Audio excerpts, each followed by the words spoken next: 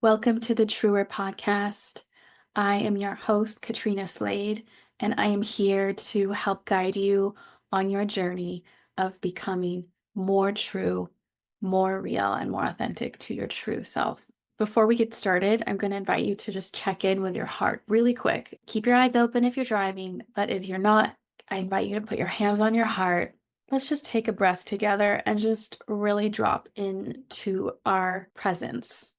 All right, let's just breathe into the heart, filling it with beautiful light on the in-breath. And as you breathe out, just relaxing all that needs to go. Deep breath in, filling your heart space with beautiful light. A slow breath out, releasing all that needs to go. One more deep inhale into the heart. And slow exhale. After just 3 breaths, I always notice such a difference, and I'm wondering if you do too. Now, I have some questions for you right off the bat. So just let yourself be in this moment as these questions come to you. I want to help you consider some really important things about your life today. And that is the level of worry and stress you're carrying, the emotional burdens you're carrying around, and how we can live our life in a way that is allowing more freedom, that is more expansive. Just consider for a moment, imagine you're wearing a backpack, and that backpack is filled with your burdens, your worries, your unprocessed, suppressed emotions, your anxieties, your deepest fears. How big and how heavy is that backpack? How much harder is it to go through life carrying that baggage, that weight, that density? Your backpack might not be too filled. You might have done a lot of your own inner work. You might have done a lot of deconditioning and healing and all of that. But I'd say the majority of us have some heavy backpack on us, some larger than others. But what if you considered this? What if you knew without any doubt that your life path would unfold in a way that brought the highest outcomes? What if you knew that your soul plan, your soul chose this life for a reason, and there's many, many different outcomes that could happen depending on your free will? But what if you knew that the highest outcomes were present, were available, and they would be occurring? Wouldn't that lighten your load? Wouldn't that help you release some of the weight of that backpack? If you knew for a fact that you would be taken care of, that you are living an aligned path, that your life will unfold in the highest ways possible, you wouldn't have to stress as much. You wouldn't have to suffer as much. Wouldn't that be amazing? I'm here to tell you that can be, that is possible, but it depends on where your focus is going. So I really like this phrase. I don't know who coined it first, but it's where focus goes, energy flows. So first, you're focusing your conscious awareness. Your consciousness is the most powerful part of you. You're focusing that on something, and that's where the energy flows. So if you're focusing on stress and worry of what's the worst thing that could happen, this is a natural thing humans do, is our survival instinct kicks in, our stress response kicks in, and we have to focus on what could go wrong so that it's like a form of self-protection. There's nothing wrong with that. But if you could be aware of how much energy is flowing in that channel versus this other channel that's wide open and ready for your focused awareness, but it's not receiving it because you're pouring your focused awareness into the, I'm just going to call it the lower vibrational channel. And again, there's nothing wrong with that. I do it. Everyone does it. We're all humans. But if you have this awareness of this like our magical path. It's the magical path forward is focusing on how good can it get? And you don't have to know. Here's the magical thing about this. You don't have to know in order to be able to attract what is right for you. In fact, it's better that you don't know. This is the crazy thing. People think they need to know. I want to know everything so that I can be prepared. That's okay. That's natural. But we can't know because oftentimes it's our ego that's running the show. Our ego is saying, you need to do this, you need to do that.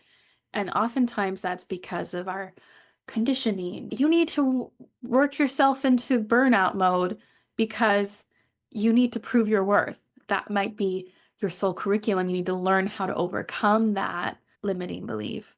But if you can let the ego feel what it needs to feel, process what it needs to process, but almost take a step over outside of the bounds, the comfort zone of the ego, and step into the more magical path.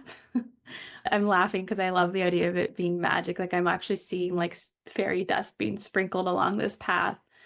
Like, come on this path. Like your highest self or your soul or your spirit guides are like, come on, you can do it. You can do it. Come to this path. It's so much better.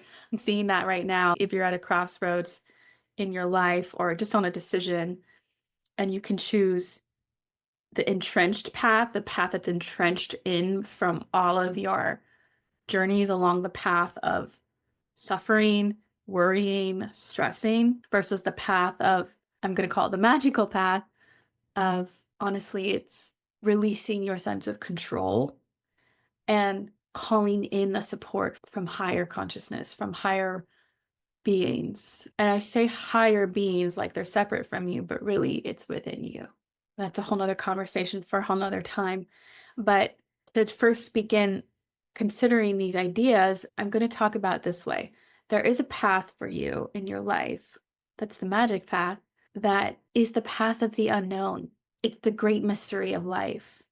How good can it get? Your life can become so much more rich, so much more expansive if you're able to open the horizons, open the bounds of what the ego thinks it needs, and then step into this perspective of, I don't know what's best for me. I don't know what's for my highest good. I'm just going to be open to whatever that is. It feels almost childlike in a good way because a child, their imagination is so much more rich and they're not going to say, oh no, that's not right. They might be more open to so many more possibilities. When I was meditating on this topic before recording, I was shown the idea of the oak tree. There's the oak tree. It's a mighty oak tree, right? It doesn't spend all of the summer fretting and worrying. What if the leaves fall? What if the leaves fall? Oh no, my beautiful leaves. I've spent so much time and so much effort working on these leaves. What happens if they fall? What happens if they change? What happens if they go away? It doesn't do that because it's open to the higher intelligence. There's an intelligence to our lives, to our presence, to our purpose. It almost brings tears to my eyes. Every time I record something and I get into a flow of talking, something triggers my tears and they come. And I'm not emotional. There's like I think it's the frequency of truth. I wonder if this is also striking you in some way. It might not be with tears, but there's an intelligence, there's like a higher plan, right? The oak tree probably knows that its leaves are going to fall, but let's bring it back to our lives. There's a higher plan to your life. And if you're focusing all of your energy on only one outcome that you want, that might not even be for your highest good.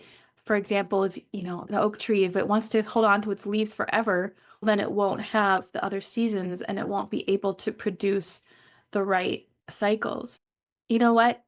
Instead of a higher intelligence, I'm going to call it a deeper intelligence. There's a deeper intelligence, deeper than what we see on the surface, deeper than what is available to us with our human minds, with our limited views. I think of those blinders people put on horses to block out their view.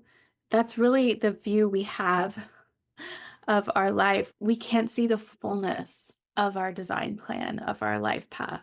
I'm just speaking these words so you can consider and reflect on this idea that if you can step into a more expansive way of being, that's going to expand your life. That's going to open up the magic because you don't know what's for your highest good. You think you want to marry that person, and then that relationship doesn't work out, and you think that's the worst thing ever, only to find out, let's say 5 years later, you meet the person of your dreams, and then you do realize, oh, that relationship ended for a reason. So think about your life. I'm going to ask you to think about this. Has there been a time when something didn't go the way you wanted? Of course, there has been. That's part of being human, right? But think about it. Think about a time where you were really hurt in the moment that something didn't go the way you wanted it to go. And consider how that defining moment led to the path you're on now. So my example, I'm actually speaking from my life. When I was 21, 22, I thought I was going to marry my high school boyfriend. We had been together for 6 years. That's a long time at that age. I thought we were going to get married. I was absolutely devastated. It was earth-shattering for me when our relationship didn't work out. It was crushing. But you know what? It pivoted me to this other path in my life that I was meant to go on. I have a deeply fulfilling and loving marriage now to somebody who I never would have met if I had still been in that old relationship. It's happening for a reason. We can't see it in the moment. Think about that moment for you when you were hurt, but it led you to where you're at now. And considering how whatever you're going through right now in your life that feels hard, how might that be impacting the future? If you can be in a state of being more open to the outcomes that you might not realize yet, that's the magic. That's the magic. I've actually been working on this a lot over the last few years. In fact, I had a whole episode previously about soul curriculum. Wait, which episode was it? I know at some point I've shared my story of thinking I had cancer and having to be surrendered in that process, having that cancer scare. Turns out it was an autoimmune disease that's much more manageable. But I've had to learn this lesson of surrendering my ego's grasp on what I want to happen, letting that go and being open to receive whatever is right for me. And I have had moments in my life where I received an inheritance I was not expecting from a family member I was not expecting to receive an inheritance from. And that was this big gift of abundance I wasn't even aware it was possible. But because at the time I had been practicing being surrendered in terms of abundance, receiving abundance, being a channel for abundance, and then boom, an inheritance drops in my lap. Wow. But I'm not perfect. I still forget to surrender often. In fact, right now, at the time of this recording, there's a really big life-changing decision I have to be making, my husband, and it's a pretty big deal, and it has big effects in the trajectory of our lives. And I'm really attached to one of the outcomes, and he is more invested in the other outcome. So we're talking about this, and it's an interesting conversation for sure. But I have to keep bringing myself back to that place of surrender and say, okay, if it doesn't happen the way I want it to happen, I know and trust that's for the highest good. So I'm trying to call in the highest outcomes, even if I don't know what that is, even if I think it's one, but I'm trusting, I'm in this place of trust that whatever is for the highest outcome will occur. And I trust because I practice it often. I practice surrender often. I have surrender prayers that I like to say. They're from one of my favorite authors, Tosha Silver. I know I've mentioned her before, but I like to do certain practices to get myself to the point of releasing this attachment, because I really believe that attachment creates suffering. And it's not just me, a lot of people say that. I think that's one of the principles of Buddhism. But if you can detach from whatever you're attached to, it brings so much more ease and flow into your life. So when I do remember to surrender, to practice surrender, when I remember to, okay, Katrina, let go of that attachment to what you want to happen and just let's see what's for the highest good here. When I can get to that state, I feel a lot better because I'm not suffering as much. I'm not going, why isn't it happening the way I want it to happen? Why can't I make this happen? There's a real like energy of forcing, and the forcing energy usually isn't for the highest good.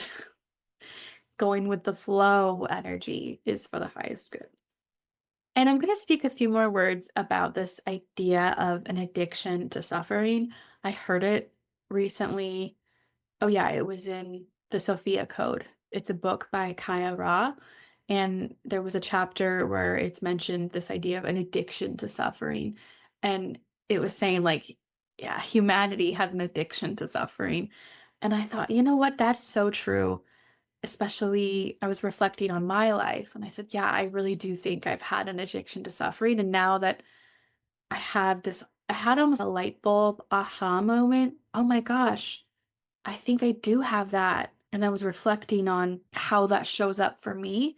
And for me, it shows up in a lot of my mental processes, a lot of my mental energy, fixating on something that I feel bad about all the time. I'll just have a memory pop in my head about something that made me feel bad in the past. A memory comes into my mind. My brain is like showing me, see, here's something to feel bad about. Now you need to feel bad. And I've been trying to deprogram that pattern so that I don't have to continue being addicted to suffering. But it also shows up in other ways.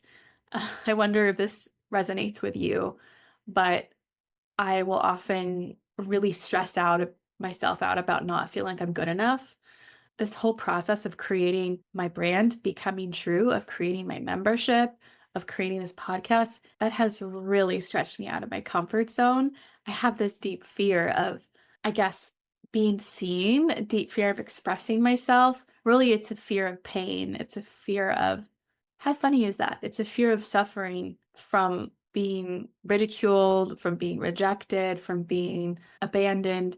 But what's actually happening is I'm causing myself to suffer internally because that fear of being seen makes creating all of this so much harder. I've had to really face my fears, really do a lot of shadow work. And it's a process. It's not one and done. So it's funny, I'm talking about this podcast and my brand. I've had to let go of the outcomes. I've had to just say, okay, this is my soul's path. I don't know how it's going to go. I don't know if it's going to work out. I feel like it probably will because my soul is guiding me on this, but I'm just going to see what happens. And it's about the journey, not the destination. So again, I want to bring up those ideas of the two paths, the path of, honestly, the path of suffering, which is attaching to what you think should happen, how you think things should go, what you really want. And you can still have your wants and desires, but if you step into the other path, the more magic path that I mentioned earlier, you can say, okay, I'm going to follow my soul whispers. I'm going to follow where my heart is guiding me. And I'm just going to see what happens. And I'm going to call in the highest outcomes. And I'm going to be open-minded, open-hearted, even if it forces me to face my fears. I mean, honestly, this process of creating my new brand and my podcast and all of it, it's been way harder than I expected because I've had to face so many shadows, so many fears. I don't know why it's so fear-inducing, but it is. But I'm still trusting that, okay, I feel really strongly guided to this. I'm just going to see what the purpose of this is. There's a purpose you're guided down a certain path. But if you can be in that state of surrender, be in that state of being open to receive. Honestly, surrender sounds bad. I say it's unsexy, but it's not just surrendering like, I don't have any control here. What you do have control of is your ability to be open to receive. So it's shifting from, I needed to turn out this way or else I'm going to be really upset. And the whole time that this is happening, I'm going to cause myself to stress and have anxiety. Is it going to happen? Is it going to happen? That's the one path. Or, you know what? Let me just see what this is guiding me to. You know what? I'm being guided. So let me just go for it and see what blessings are meant for me in this journey. How good can it get? Do you see the difference here? The important thing about this stepping in from the low vibe path to the high vibe path is just having the willingness. You don't have to know how it's going to work out. You don't have to start on your first step on the new path of being open to receive, and you don't have to know what the step 10 steps down the line is. You just have to be open and trusting, having that will, the willingness to open yourself up for the magic versus forcing what the ego desires. Very different vibes there. So you don't need to know how it's going to go. In fact, it's funny because every step of the way of me creating this podcast and my brand, I keep trying to see 10 steps down the line. Okay, what's going to happen here? Like, for example, I keep trying to plan my year, like in January. Let's plan the year ahead for the business. And I know that works for some people, but every time I try to do that, it never works. Even 6 months ahead, I'm like, for me, in this case, for this part of this domain of my life, I have to just have a couple steps ahead, how I think it might go, but also be open to where it's taking me. Okay, I've done a lot of talking. Now I want you to join me in a practice. I'm going to guide a really short practice, really simple, and it's going to help you get into that state of trust so that you can almost envision yourself stepping onto the magic path. If you're not able to do this right now, you can still go ahead and listen to it, and you can always come back and listen to this portion of the podcast when you're ready to actually sit down and do it. All right, so if you're ready, let's connect again to the heart, connecting to the breath. Breathing in, calm and peace.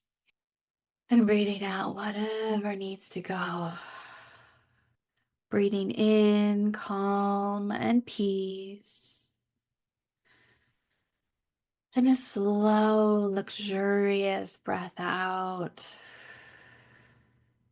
And we're dropping out of our mental energy and into the heart embodied energy. Deep breath in, anchoring into the heart space, and slow breath out. And imagine or sense yourself in a beautiful place of nature. You might be sitting or laying down. You're connected to the earth. You could be standing as well. Your feet are on the earth, or your tailbone is touching the earth.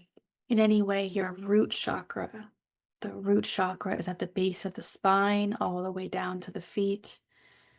Your root chakra is connected to the earth. And you can sense in this place that there is an intelligence in all living things. There is an intelligence all around you, in the air you breathe, in the earth beneath your feet.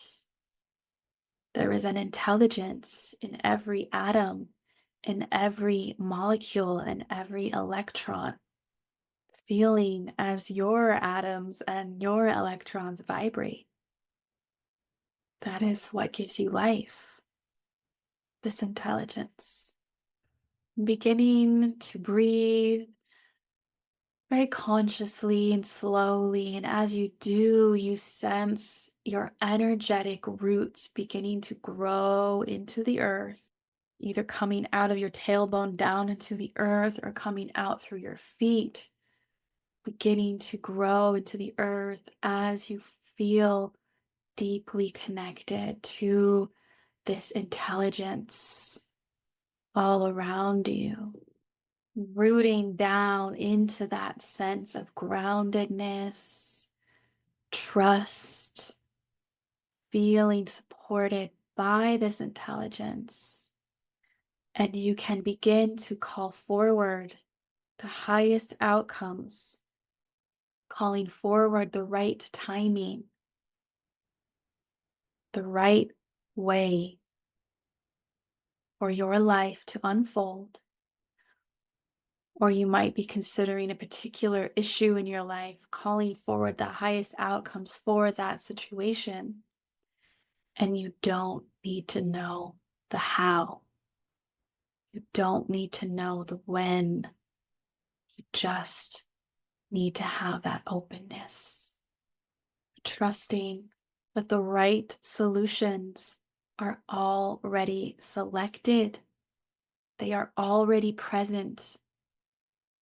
All you have to do is be open to receive every inspiration, open to receive every inspired action, open to receive every opportunity or the right person or the right circumstances. Just opening yourself, maybe even moving your body in a way that makes you feel energetically open, breathing in a way that makes you feel like you're expanding your boundaries, going out of that box that the ego likes to put ourselves in for that sense of protection. We don't need that right now. We only need to be open and trusting. And you might even sense little particles of energy starting to flow throughout the universe, throughout the quantum field, starting to come towards you, feeling that as you open and as you root down into trust, the right energies are beginning to magnetize to you because of how you have shifted your energy. And when you're ready, just take another deep breath in and knowing that you can access that anytime. You can shift from the struggle path to the magic path anytime. And it takes practice. So that was just a very simple way of beginning to align yourself with that more open sense of being, open to receive, open to the right timing, open to the right outcomes. And notice how I'm not saying it should be a particular outcome you're envisioning. I'm not telling you to envision a particular outcome because that might not be the right outcome for you.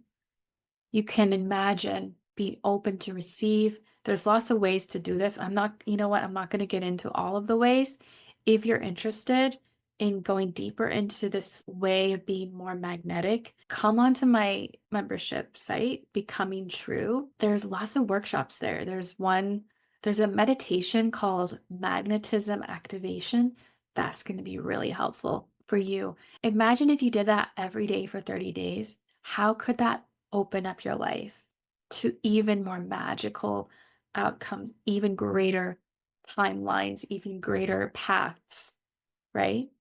There's a workshop in there also in the courses section called Future Self Activation. I think that would be a really good one to do if you're more interested in going deeper. There's lots of stuff in there that's really good. So I encourage you to join. It's actually free to join. You can join for free, access certain resources, and then explore and enjoy.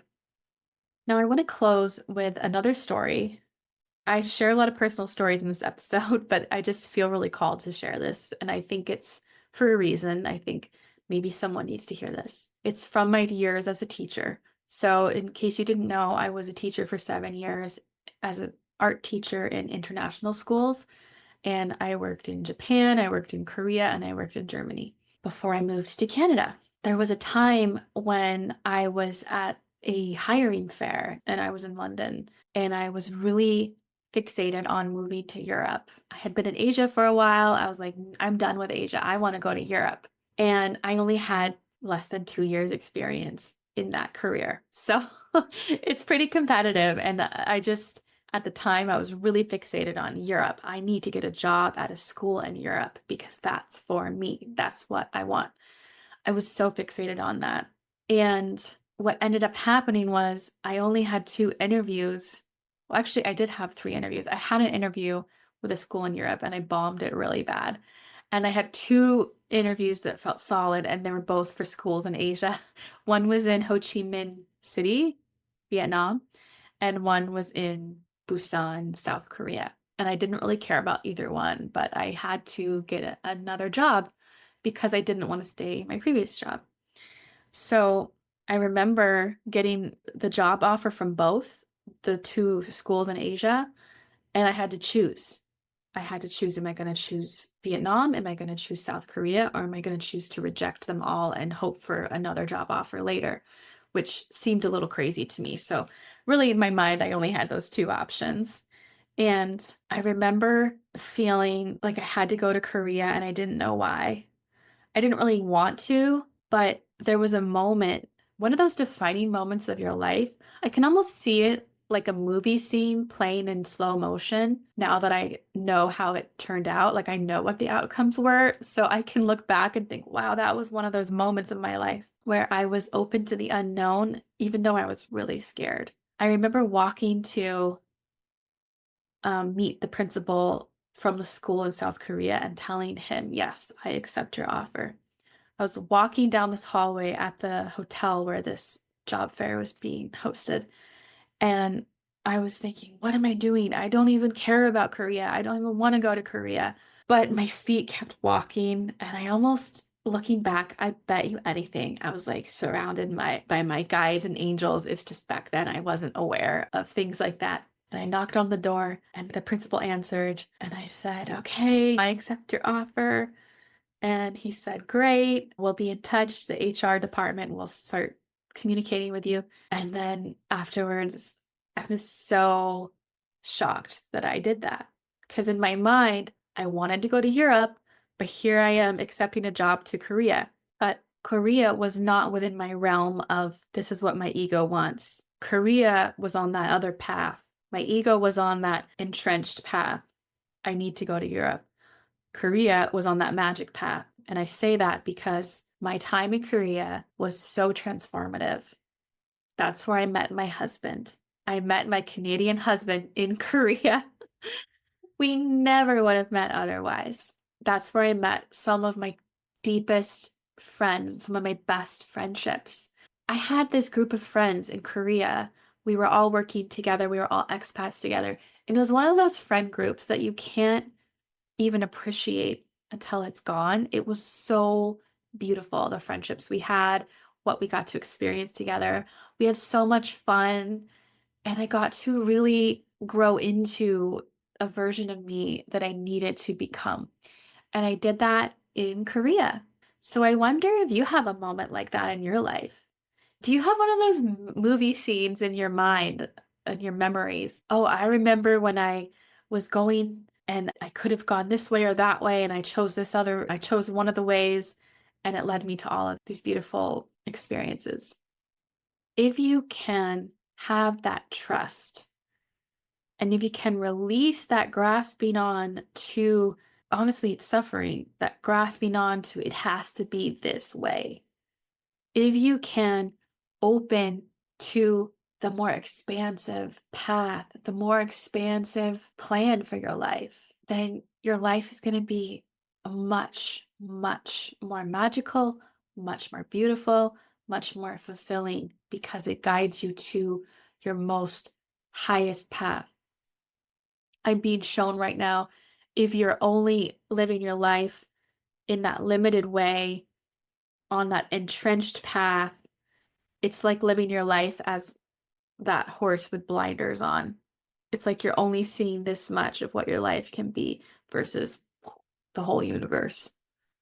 I'm curious what this brings up for you. As you're hearing me speak about this, as you go through the practice, what is coming up for you? I would love to see your comments. If you want to comment on this or send me a DM. And if you got anything out of this experience, if you liked this episode, please give it a share, comment, rate, review, all the things. because I would love to be able to keep reaching more and more people. So, who do you know that would like this episode? Go ahead and share it with them. Share it with 2 people. Do whatever you can. I would be so grateful. Okay, that is all for now. Thank you for joining me. I love you. If this episode resonated with you, if it helped you access a deeper truth within yourself, then please share it with someone you love, because the world needs more of us living our truer lives. This has been a Truer Media production.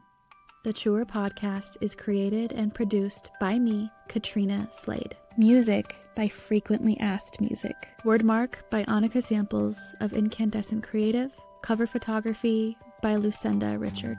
Time for the really short legal talk. This podcast is presented solely for educational purposes. I am your soul sister. I am a spiritual guide, but I am not a licensed physician, psychologist, or other qualified medical professional. I hope to see you again.